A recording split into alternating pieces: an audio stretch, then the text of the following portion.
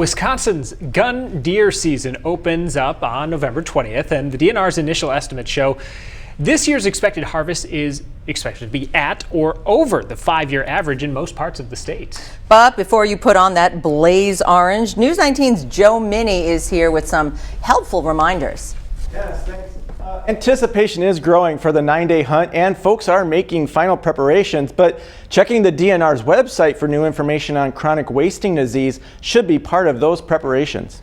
Gun deer season is approaching, and before you head out into the woods, hunters are reminded about CWD sampling and testing. A map where you can find all the sampling locations is available on our DNR website. Check that map regularly, especially leading up to the 9-day gun deer season, as some locations will be added for sampling. Submitted samples are tested and entered into the DNR database for tracking purposes, but the state hasn't decided to test for COVID-19 yet. We do visually screen those lymph nodes for any kind of clinical signs for like tuberculosis, for example.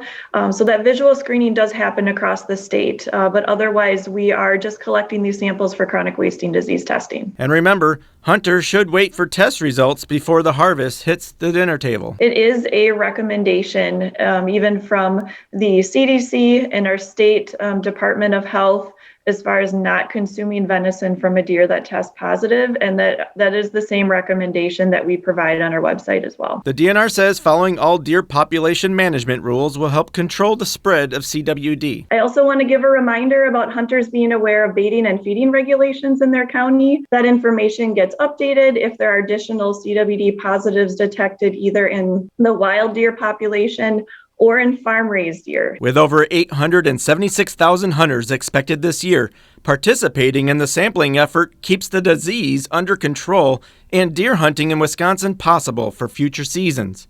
In La Crosse, I'm Joe Minnie, News 19.